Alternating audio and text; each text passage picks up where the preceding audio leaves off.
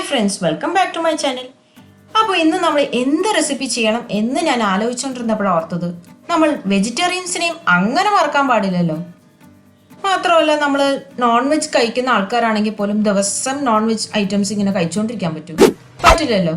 ആർക്കും അത്രയും പൈസ ചിലവാക്കാൻ പറ്റത്തില്ല. അപ്പോൾ അങ്ങനെ ഒരു ചിന്താഗതിയിലാണ് ഇന്ന് ഞാനിവിടെ ഒരു വെജിറ്റേറിയൻ റെസിപ്പി ചെയ്യാൻ പോണത്. റേഷനിൽ കിട്ടുന്ന കടല കൊണ്ടിട്ടുള്ള ഒരു ബിരിയാണിയാണ്. ഇത് വളരെ സിമ്പിളായിട്ട് ചെയ്തെടുക്കാൻ പറ്റിയ ഒരു ബിരിയാണിയാണ്. അപ്പോൾ വരും, നമുക്ക് വേഗം റെസിപ്പിയിലോട്ട് കിടക്കാം. ഇതുവരെയും എൻ്റെ ചാനൽ സബ്സ്ക്രൈബ് ചെയ്തിട്ടില്ലെങ്കിൽ സബ്സ്ക്രൈബ് ചെയ്യൂ, അടുത്തുള്ള ബെൽ ബട്ടൺ പ്രസ് ചെയ്യാൻ മറക്കരുത്. ആദ്യം ഒരു പാനിലേക്ക് നമുക്ക് 2 ടേബിൾ സ്പൂൺ നെയ്യ് ഒഴിച്ചു കൊടുക്കണം. അതിനുശേഷം നമുക്കൊരു ചെറിയ കഷ്ണം പട്ട, 3 ഗ്രാമ്പു, 3 ഏലക്ക. ചെറിയ കഷ്ണം ഏലക്ക ആയതുകൊണ്ടാണ് ഞാൻ 3 ചേർത്തിരിക്കുന്നത്. വലുതായെങ്കിൽ നമുക്ക് 2 ചേർത്താൽ മതിയാവും. ഇത് ഞാൻ കുറച്ചും കൂടി ഹെൽത്തി ആയിട്ടുള്ള വെർഷനിലാണ് ചെയ്യുന്നത്. അതിൻ്റെ പേരിലാണ് 2 സ്പൂൺ നെയ്യ് ഒഴിച്ചു കൊടുത്തിട്ടുള്ളൂ.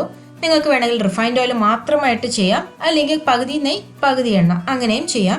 ഇനി ഇതിൻ്റെ അകത്തേക്ക് ഞാനിവിടെ നേരത്തെ ഇഞ്ചി വെളുത്തുള്ളി ചതച്ച് വെച്ചിട്ടുണ്ട്, അതും ചേർത്ത് കൊടുക്കാം.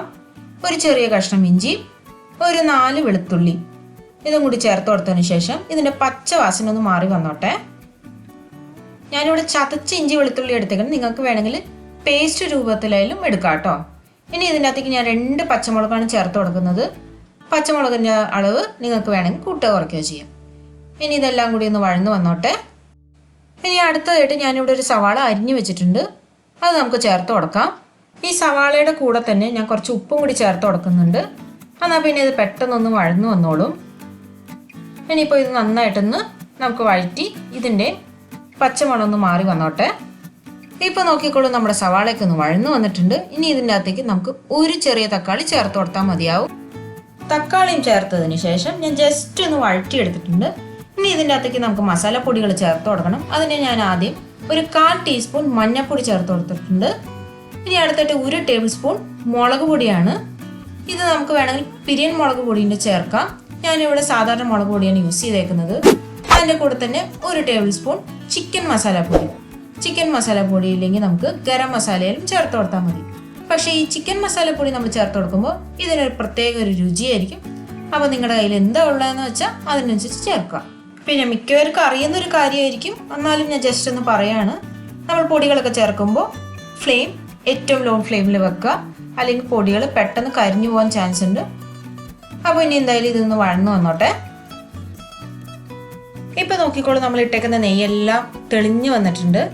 ഈ സ്റ്റേജിൽ നമുക്ക് അരി ചേർത്ത് കൊടുക്കണം. ഇത് സാധാരണ ബാസ്മതി റൈസാണ് ഞാൻ എടുത്തേക്കുന്നത്. ഞാനിവിടെ 1 കപ്പ് ബാസ്മതി അരിയാണ് എടുത്ത് വെച്ചേക്കുന്നത്. ഈ ബാസ്മതി അരി ഞാൻ നേരത്തെ കഴുകി വൃത്തിയാക്കി വെച്ചിട്ടുണ്ടായിരുന്നു. ഈ ഒരു അളവിൽ നമ്മൾ ചെയ്തെടുക്കുമ്പോൾ 2 പേർക്ക് സുഖമായിട്ട് കഴിക്കാം. ഇത് ഒരു തവണ നിങ്ങളൊന്ന് ഉണ്ടാക്കി നോക്കൂ, നിങ്ങൾക്ക് എല്ലാവർക്കും ഇഷ്ടപ്പെടും. ഇഷ്ടപ്പെടുവാണെങ്കിൽ നിങ്ങൾക്ക് അധികം ക്വാണ്ടിറ്റി ഉണ്ടാക്കണമെങ്കിൽ ഞാനിപ്പോൾ പറയുന്ന അളവിൻ്റെ ഇരട്ടിയാക്കിയാൽ മതി. ശരിക്കും പറഞ്ഞാൽ നമുക്കിത് ആദ്യം തൊട്ടന്നെ കുക്കറിൽ മാത്രം ചെയ്താൽ മതി കേട്ടോ. പക്ഷെ ഇത് കാണിക്കാൻ കൂടി വേണ്ടിയിട്ടാണ് ഞാൻ ഇതുപോലെ പാനിൽ ചെയ്തെടുക്കുന്നത്.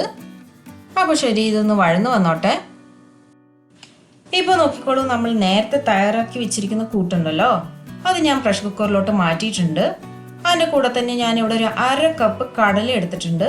ആ കടല ഞാൻ തലേദിവസം രാത്രി വെള്ളത്തിലൊന്ന് കുതിർത്ത് വെച്ചായിരുന്നു, അതും കൂടി ചേർത്ത് കൊടുത്തിട്ടുണ്ട്. ഇനി ഇത് വേകാൻ ആവശ്യമുള്ള വെള്ളം കൂടി നമുക്ക് ഒഴിച്ചു കൊടുക്കാം. ഇതിൻ്റെ അകത്തേക്ക് നമുക്ക് 2 മുതൽ 3 കപ്പ് വെള്ളം വരെ ഒഴിച്ചു കൊടുക്കാം, അല്ലെങ്കിൽ ഈ റൈസും കടലയും മുങ്ങണ അളവിന് വെള്ളം ഒഴിച്ചു കൊടുക്കാം. അപ്പോൾ നോക്കുക, നമ്മളെടുക്കുന്ന കുക്കറോ അല്ലെങ്കിൽ നമ്മളെടുക്കുന്ന റൈസിന് വരെ മാറ്റമുള്ളതിനനുസരിച്ച് വെള്ളത്തിൻ്റെ അളവ് മാറ്റം വരും. അപ്പോൾ ഇനി എന്തായാലും ഞാൻ ഇതിൻ്റെ അകത്തേക്ക് ഉപ്പും ചേർത്ത് കൊടുത്തിട്ടുണ്ട്. പിന്നെ ഞാൻ സാധാരണ എങ്ങനെ ചെയ്യാന്ന് വെച്ചാൽ, ഈ വെള്ളമൊന്ന് ജസ്റ്റ് തിളച്ച് വരുമ്പോൾ കുക്കർ ഒന്ന് ക്ലോസ് ചെയ്തതിന് ശേഷം ഒരു ഹൈ ഫ്ലെയിമിൽ ഫസ്റ്റ് വിസിൽ കേൾക്കുമ്പോൾ ഓഫ് ചെയ്ത് കൊടുക്കും. അപ്പോൾ എനിക്ക് കറക്റ്റായിട്ട് വെന്ത് കിട്ടിയിട്ടുണ്ടാവും. അല്ലെങ്കിൽ നമുക്ക് വേണമെങ്കിൽ മീഡിയം ഫ്ലെയിമിൽ 2 വിസിൽ കേട്ടാൽ മതി. അതും ഇല്ലെങ്കിൽ ആദ്യത്തെ ഒരു വിസിൽ വന്നതിന് ശേഷം ലോ ഫ്ലെയിമിൽ 2ാമതൊരു വിസിൽ വന്നാലും മതി.